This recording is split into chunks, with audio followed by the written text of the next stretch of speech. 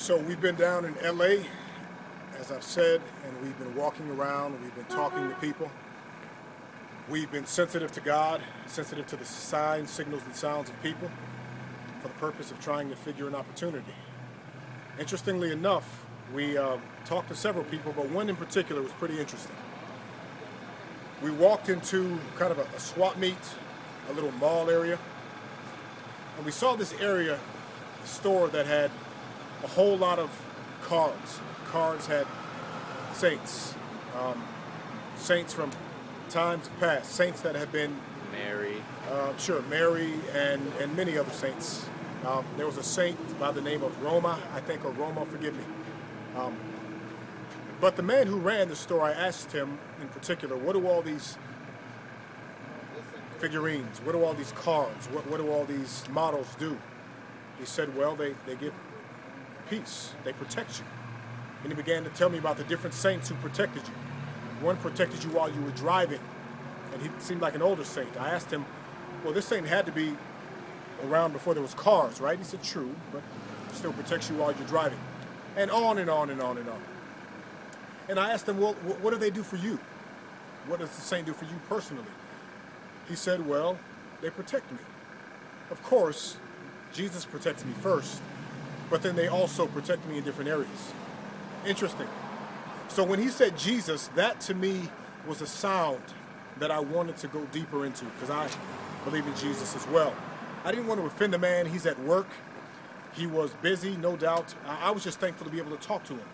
But it was his word, and I wouldn't be offensive by saying, please describe to me what you mean by Jesus. You said Jesus protects you more, but explain that, because I really think that the Bible teaches that Jesus protects us more, period. No but. Jesus is enough. There's no one besides Christ. So can you elaborate? He said, right, but a lot of people feel safe when they have their saints. They may not find Christ sufficient, is what he was trying to say, which was another sound, which prompted me to say, maybe people who don't know need to be told the truth. You know, instead of us appeasing them, or instead of us capitalizing on their fears or their ignorance, maybe they need to know what God really says, that Jesus is enough, that he is sufficient, that he's better than any saint, that any saint who's really a saint also trusts in Jesus for protection as well, that there is no saint that can compete with Christ, that Christ is alone in his sufficiency. The man kind of bowed his head. He confessed that there was righteousness in what I said, and that was it. What's the point? The point is this. In your life, in my life, there are so many opportunities. God is giving us so many opportunities to be sensitive to the signs, the signals, and the sounds of people and God, which create opportunities to engender an understanding of the love of God that might lead to salvation. What I said to that man who ran that little store where he was peddling saints was essentially, without offending him, you're telling people the wrong thing. You're telling them a lie. If you indeed believe, then they need to know you believe. If you don't believe, which if he wasn't a Christian, then I told him the truth.